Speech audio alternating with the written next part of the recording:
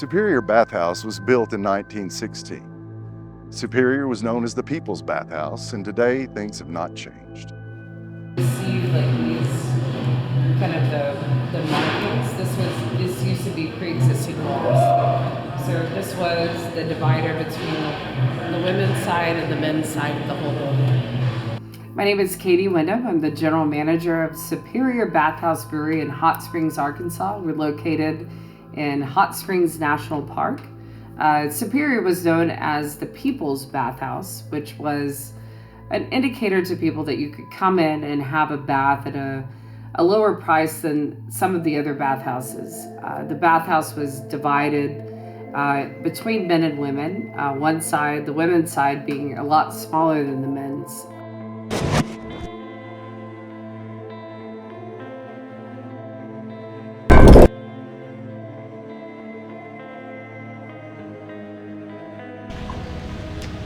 You hear it? Oh yeah, clearly. I just kept getting this feeling like, okay, we're not alone. There's someone here in this bathhouse. Like, what's going on? Who is here? Who's trying to come through?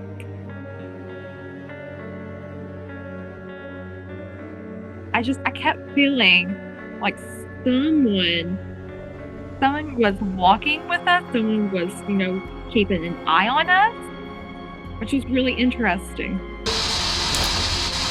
You can stand directly in front of that green light, or you can talk through this device.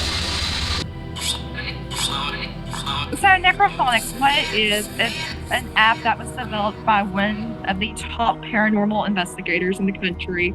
So it's kind of like a living Ouija board almost. And so, spirits can use it, they can manipulate it to come through. Y'all want to come in or? Hey, my name is Chris. I have a device in my hand. Do you want to talk with us? What's your name? There's an entrance to a big concrete room. It was like a hallway, and that's all it was. It was a hallway with no doors except for the one that we were coming into.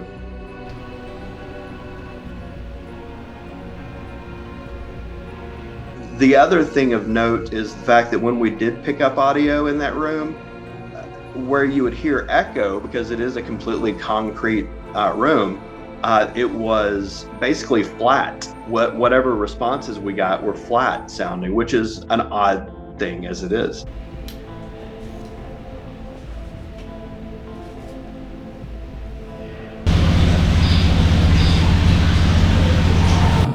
How many others are with you?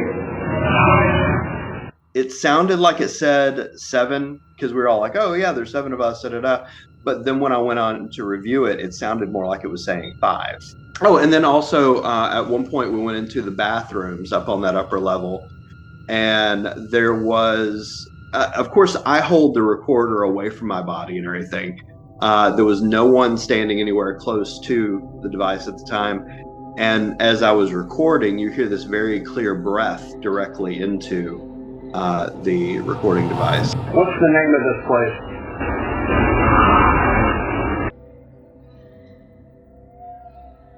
And she did point out at one point that there was a lot more. It was men were on one side of the building and women were on the other side of the building. And she said the side that had the most activity was the side that men were on.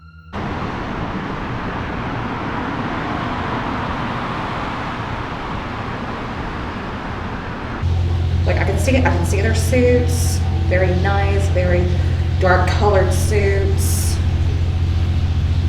Maybe navy, maybe almost gray. They are wearing hats. It does kind of look like they are carrying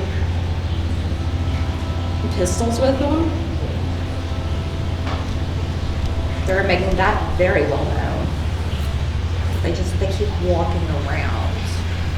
Like they'll go upstairs, they'll come back down here, and then they'll be on the staircases.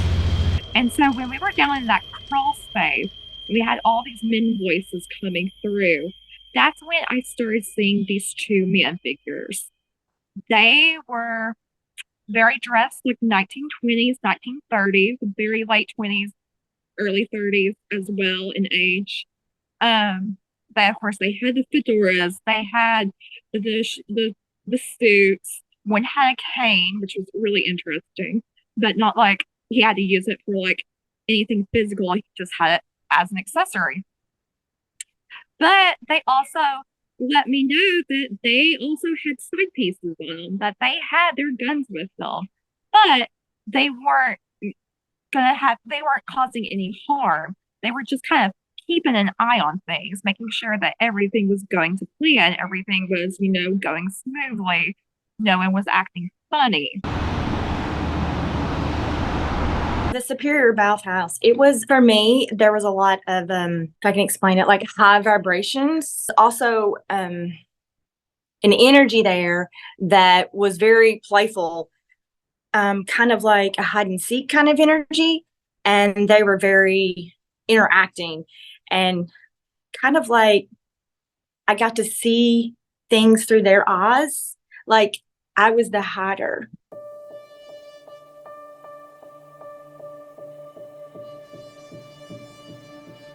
But they very, very, very playful, and they love to hide, and they're always hiding around a corner playing with individuals.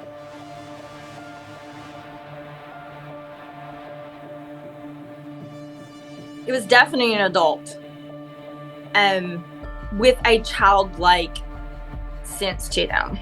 That was what the energy kept coming to me, so much that they would show me their hiding places. At one point, I actually, and no one even knows this. No one even knows that this was going on. This is the first time I've even speaking this. I was actually hiding in their hiding place. And someone come looking for me, walked right past me and didn't even see me. It was so surreal.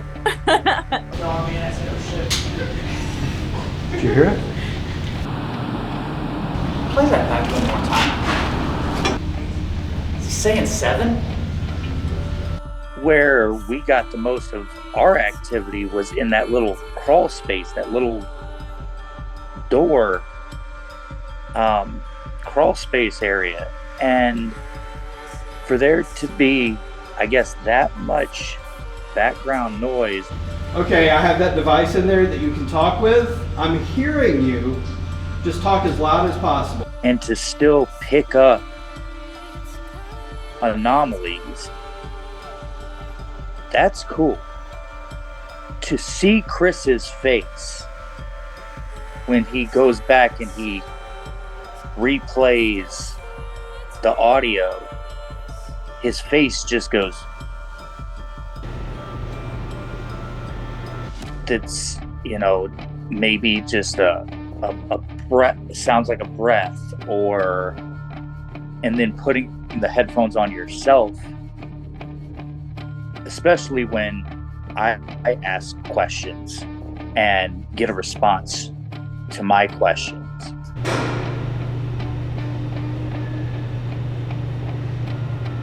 It's neat to get a response to your question. I can't explain it.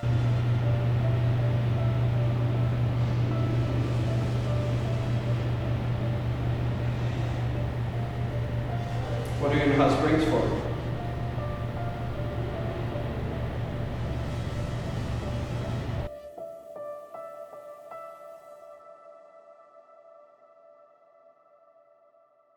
Superior closed its doors in 1983. For 30 years, it would lay vacant.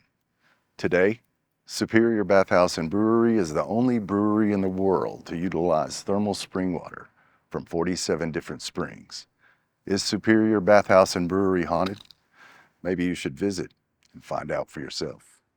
There's a lot of great stuff to witness and to see in Superior, and I welcome you all to come in and experience whatever you feel for yourself.